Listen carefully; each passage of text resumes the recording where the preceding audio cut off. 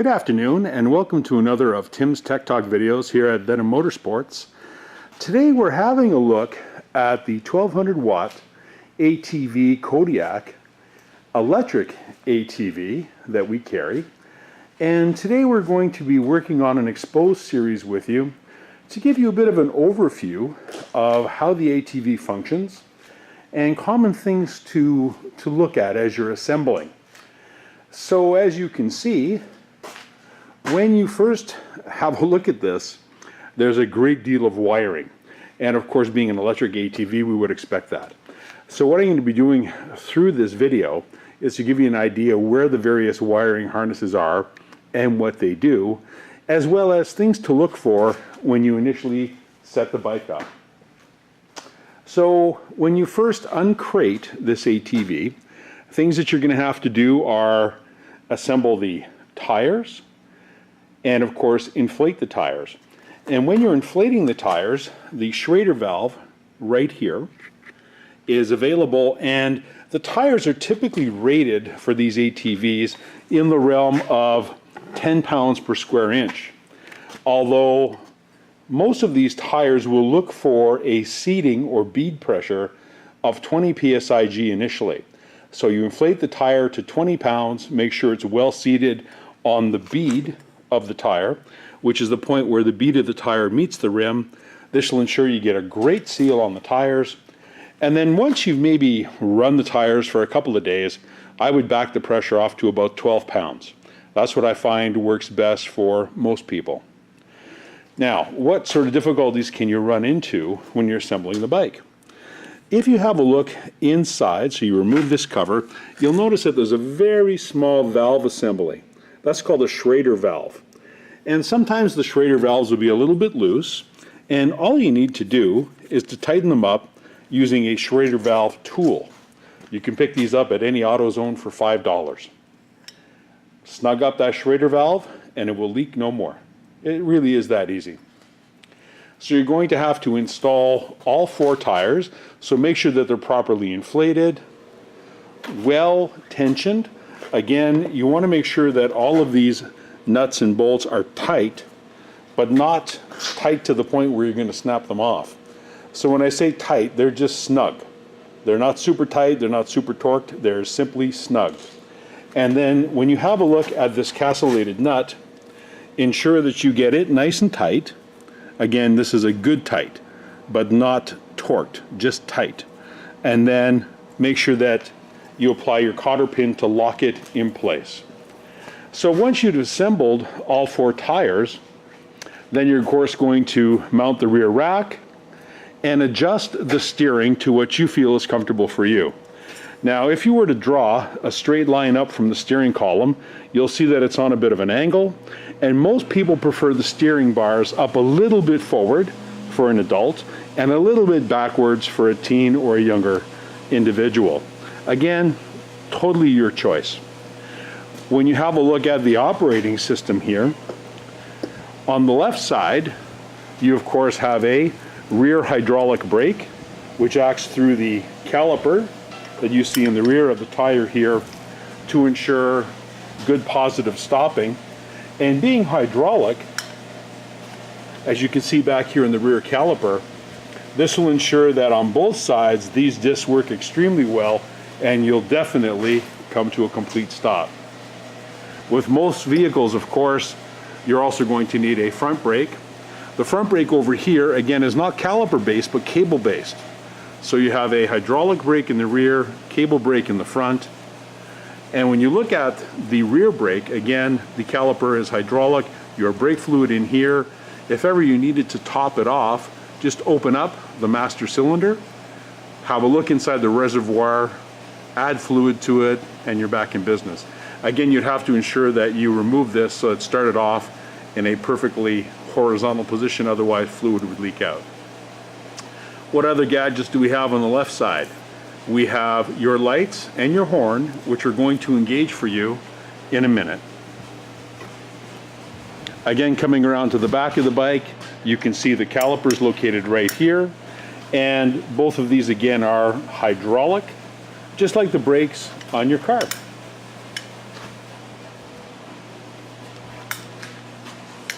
Moving forward,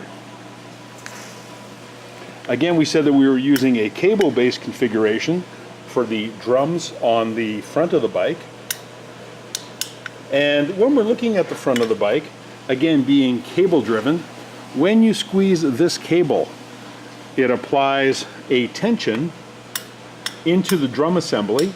The drum assembly then forces brake pads out to come in contact with the brake drum, and the bike will come to a stop. Now, when you're using your bike, with most bikes, 70% of the stopping power, if you will, or sometimes people will argue this and say 60, is from the front, and let's say 40 is from the rear. So I try to encourage equal braking, which is better for you, much safer, and better for the bike. Now as we move forward again, on the left-hand side, I'm going to cant the steering over just a bit to give you a slightly better view of the brake assembly. So here's the brake assembly there, and again this is a drum-based configuration. You just want to make sure that everything is snug and tight, that the front brake works well. You can see the cables moving. You can't see the drum positioning, but you can see the actuator moving back and forth. So this again indicates that our front brakes are fine. And then as we move a little bit further across the bike, we're going to have a look at how we actually turn the bike on and what should happen. So when you turn the key on, you'll notice that the battery indicator moves up and indicates a full charge. As you ride the bike, of course, this battery indicator level is going to decrease over time. To charge the bike, you simply need to plug the charger into the charge port on the left-hand side, and I'll show you that in a moment. Plug the charger in, and the charger will charge at 48 volts until the battery is full. Before you drive, check your horn, and also check to ensure that your lights work. We hit the light switch, we come across to the front of the bike, and yes, both lights work 100%. We can turn the lights off. So we know that the left side is just fine. In terms of getting the bike to go, this is your throttle assembly, and you can put the bike in D for forward, hit the throttle, that will move you in a forward direction, or if you want to go backwards, move it into the R position, and now you're able to drive backwards. All you have to do is give it just a wee bit of throttle and off you'll go.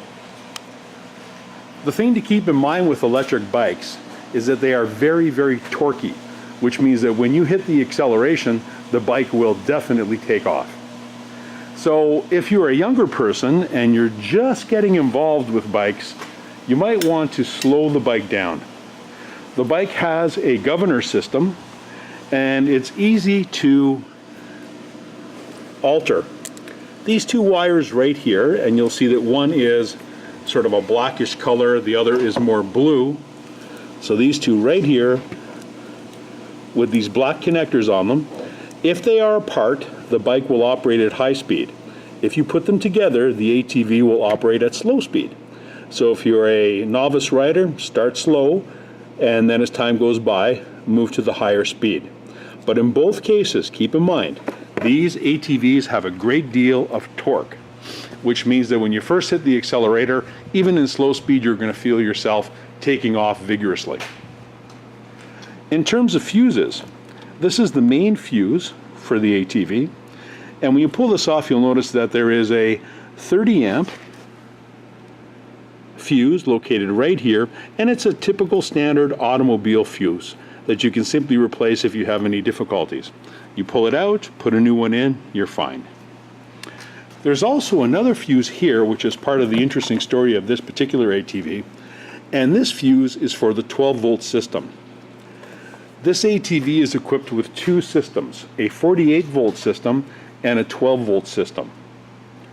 The 48-volt system is used for the control system, throttling, and feeding 48 volts down into the motor.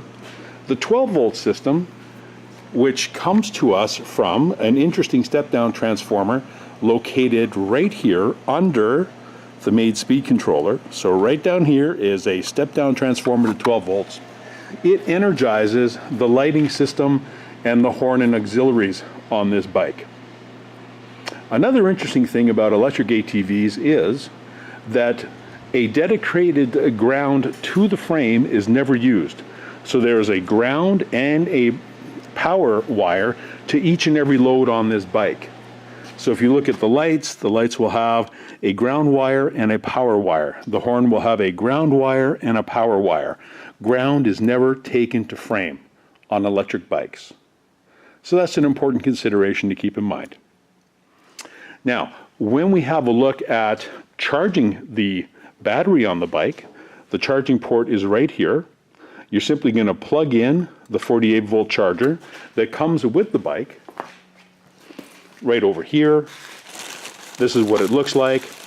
And when you're playing with the 48 volt charger, it will light up red when the bike is charging. When the charge is completed, it'll shift from red to a green color. That way you'll know that the bike indeed has a full charge. So other things that we need to be aware of when we're playing with these ATVs is, yes, it's an electric device, but what are some of the difficulties that we might experience? Well, when you have a look at the wiring on this bike, one of the most important and critical items on it is the throttle. So people can have difficulties with the throttle if they hit it. So if you hit this throttle, it will become damaged. And what will happen with your bike is it may go forward in spits and sputters, and it may go backwards in the same sort of motion, but it doesn't seem to work well. This will be the problem. To replace the throttle, there's a set screw underneath to hold it in place. Follow the wiring down, and you'll see that when you come to this point right here, there's two connectors. So there's a 2-prong connector and a 3-prong. These two connectors must be made for the throttle to work. So again, 2-prong and 3-prong, and you want to make sure that these connections are made so that the throttle can engage and work properly. If they are not properly engaged, the throttle will never function and the bike will simply not move. This again is the electrical supply for the key, which again triggers the system to turn the electrical power on. Moving back again over to the left-hand side, remember these two wires here? Right now, this is the governing system for the bike and it's set for high speed. We plug these two in and now we're in low speed. These three connectors right here do nothing. They are not used on this particular model. You have to keep in mind that a wiring harness may be used for 2 or 3 different models, and in this model, these 3 are not used at all. Moving downwards, this larger connector feeds power from the speed controller, which is this silver looking box right there, back to the electric motor. If we go forwards and have a look at the bike in this direction here, all of these electrical connectors right there are all used for lighting. So they're called auxiliary connectors for lighting and or your horn. This is an interesting device. This little guy right here feeds back to your speed controller and functions by acting as a safety device for your brakes. So if we have a look up here, on the hydraulic brake system, on the reservoir, there's some wiring. And this wiring plugs into a safety switch. And what this safety switch does is it prevents the bike from trying to go forward and energize the motor if the brake is depressed in any way. Now, it's extremely important that the brake is fully released before you try to engage the throttle. If you squeeze the brake and have the brake engaged in any way at all, you can turn the throttle all day long and the bike will never go forward. So always ensure that the throttle, if you're going to try and move the bike forward, only do that after you've definitely ensured that the brake is all the way forward. Brake's all the way forward, safety switch not engaged, put the bike in drive, hit the throttle, you should take off, no problem. This bike has 2. Now, the controller used has 2 in case a hydraulic system was used for both the front and the rear brake. This is not always the case. So with this ATV then, because it uses cables in the front, hydraulic in the rear, with the safety switch mounted for the rear, as you saw earlier, This then is redundant, so it doesn't need to be used or plugged in anywhere on this particular AV. So on this ATV, I'm just going to set it over here to the side because later on I'm going to bundle all the wires back up as they would have arrived from the factory. I've opened them up for you here today so that you can have a better look and get a feel for how your ATV functions and what's involved. So again, these three are extras. This is your main fuse. This is used for your speed control for your governor. When you come down here, these wiring harnesses are all used to feed back a signal to the electric motor to increase or decrease your speed through the controller. So it's very critical that these guys are made. And what I like to do is to just test and make sure that they are squeezing together and are properly front seated. That means that the male connector is inserted into the female connector. And again, we do the same thing over on this side. This is again a auxiliary power supply. And if you have a look up here, I'm going to try and change the lighting a bit for you to hopefully give you a slightly better idea what's going on that side, so it can be a little bit tricky to see. What we're going to try and have a look at right up here is what the undercarriage and the wiring assembly looks like. So here again is your speed controller. This again is your step-down transformer from 48 volts to 12. And when we have a look in here, you'll notice that this is again part of the speed control mechanism or system that goes back into the speed controller itself. So all of these connectors, you just want to make sure that they're all snug. That's all there is to it. Moving from the front of the bike back towards the rear, I have a speed controller out of the box for you to have a look at. So the heart of the system is this speed controller that you see right here. Again, rated 1200 watts, 42 volts to 48 volts DC, and all of the main connectors are right here. What's important to note is that right here is a fusible link. This is a backup fuse to the forward fuse that you see. If this should ever happen to pop, just let me know. Too happy to send you a new one. And this is what it looks like without the plastic cover. So inside this black plastic cover is this fusible link. If you draw too much current flow in the motor for whatever reason, possibly an electrical short, this will simply melt to save the motor.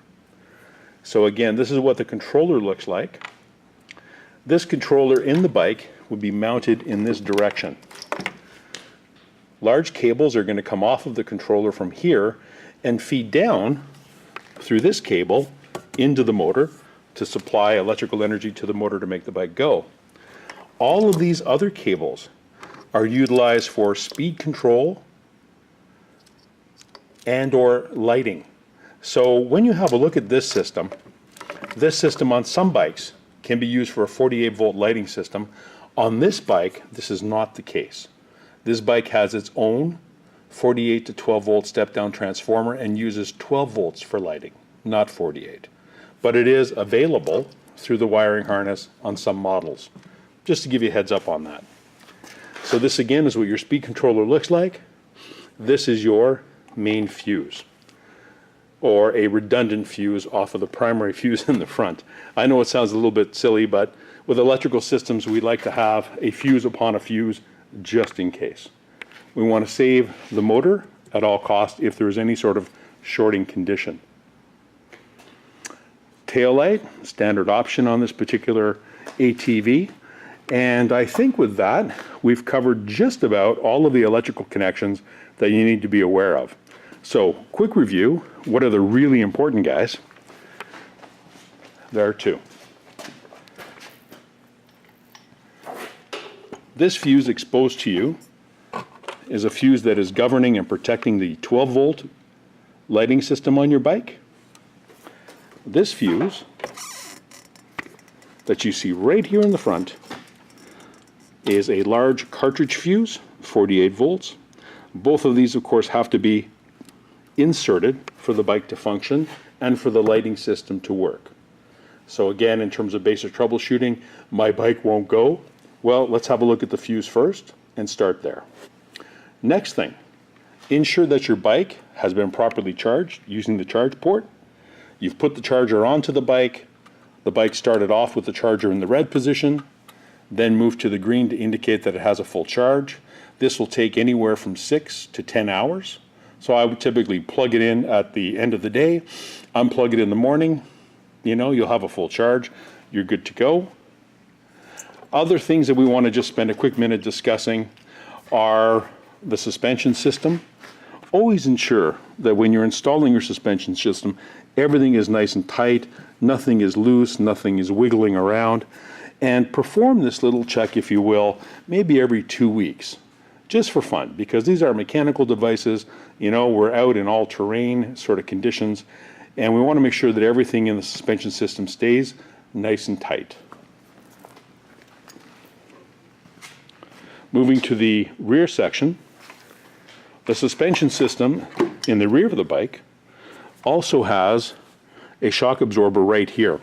Now, if you find that the shock absorber is a little too soft, you can get other aftermarket shock absorbers that are stiffer, that will give you a slightly stiffer ride. But again, this is a matter of personal choice. I hope you found this particular film on the ATV enjoyable. Enjoy the ride, and we'll see you next time, my friends. Take care.